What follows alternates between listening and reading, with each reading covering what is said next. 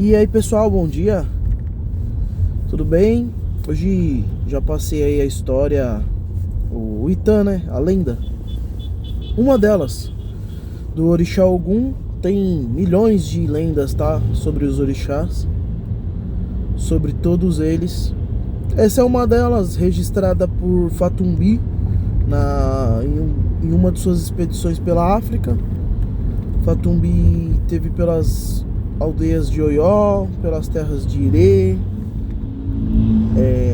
Até explicar um pouco de onde que eu tô tirando isso. Fatumbi foi um francês, fotógrafo, estudioso, e ele rodou o mundo todo fotografando tal, e catalogando culturas, religiões. Mas a que ele se encantou e que realmente ele adentrou de cabeça foi o candomblé, né? Ele veio pro Brasil até, posteriormente de ter visitado a África e tal. E na Bahia ele conheceu Mãe Senhora, fez o santo. E ele tomou uns boris e voltou pra África, né? Com a benção da Mãe de Santo dele, que era uma descendente de africanos ali, né? A Mãe Senhora do Opoafonjá. E ele era de Xangô também, mas foi pra África, resumindo, fez santo, se iniciou em Fá. Ele era tinha um grande chamado pra religião. Ele fez os estudos, né, dele. Então ele morou 16 anos na África, registrando as informações, né, sobre os orixás. A nossa religião ela é oralmente transmitida, né, como eu estou fazendo oralmente, não pessoalmente, mas por vídeo. Mas a cultura foi oralmente transmitida. Então alguns contos, algumas lendas, algumas informações, por ser transmitida, cada um adiciona a sua versão da história, a sua característica, não fugindo muito daquela base, mas respeitando a lenda ali. Então cada um vai contar do seu jeito. Isso cria variações. Ao longo dos anos, isso vai passando de pessoa em pessoa, vai tornando-se mais variações, né? Então, resumidamente, hoje eu vou falar sobre Orixá Ogum. Vou fazer um vídeo mais curto, mais rápido, apenas para ilustrar o Itã que eu mandei no grupo. Então, esse Itã, ele conta algumas das principais histórias. Então, Ogum, ele foi filho do Odudua, né? O Odudua era um grande rei na época, uma figura importante na sociedade.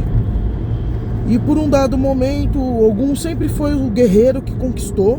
Então ele saía à guerra, então ele conquistava outros vilarejos, ele pegava ouro, pegava escravos. Era um conquistador, um desbravador. Claro que teve seus outros Itãs, que diz que Ogum veio antes de todos os orixás, abriu a terra, tal. Mas isso é uma outra passagem, né? Então Ogum ali teve sempre guerreando por Odudua. Em um dado momento Odudua fica cego, né? Temporariamente, conforme mostra o Itã, e Ogum assume o reino, né? Ogum sempre foi um desbravador, um guerreiro, mas se tornou um orixá da tecnologia. Por quê? Quando a sociedade dos seres humanos foi evoluindo, então a gente tinha a Era da Pedra, a gente tinha... depois tecnologicamente veio a Era do Ferro.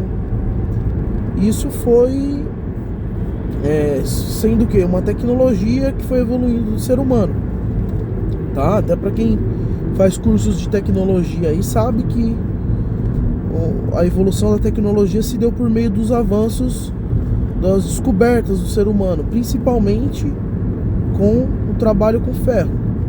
Então Ogum, ele representa a tecnologia, o pioneirismo, que é o cara que faz primeiro, é aquele que vem, que faz, o inventor, aquele que tem algo ali a inventar para o mundo que nunca antes fora visto. Então Ogum é o cara da forja, né? É o cara do aço, da guerra, da tecnologia, da agricultura também, do trabalho. Ogum ele tá na nossa vida incessavelmente, todos os dias. Todos os dias a gente se depara com a energia do Ogum nos nossos caminhos.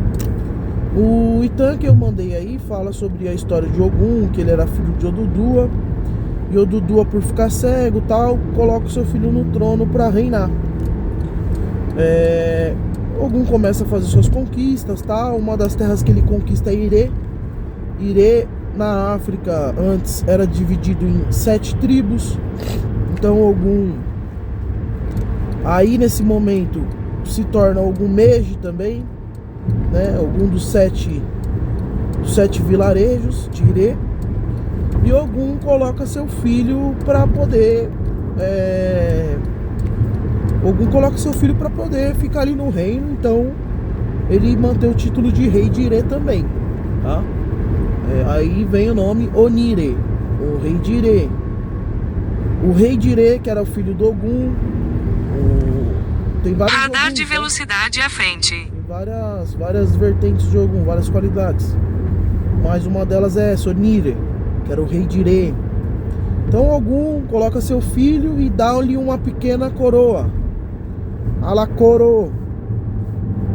Então Ogum também tem esse título, Ogum Alakoro, Ogum da pequena coroa, Ogum Onire, Ogum rei de Irê. Que aí deriva-se várias questões, qualidades, né? Feituras para esse santo, cantigas e feitos. Ogum sai à guerra por bastante tempo aí, fica fora. Essa história tem várias versões, né? E quando ele retorna, ele é recebido por silêncio. Mas com muita fome, sede e tal, acha um desrespeito. Em 1 quilômetro, saia à direita. Ogum é feroz. Ele é um santo, ele é um orixá louco, né? Vamos dizer assim, nesse sentido de fúria. Então, o que o ensinamento do Itan traz? Que Ogum volta, ele não é recebido da forma que esperava, mata todos, se arrepende e vira um orixá. Basicamente, vocês vão ler aí. Mas o Itan, ele ilustra um ser selvagem, né, assassino e tal. Porém, como eu disse no Itan do Exu, a forma de transmissão da cultura Yorubá, ela vem saia à direita para a saída 211. Ilustrando as situações aí de forma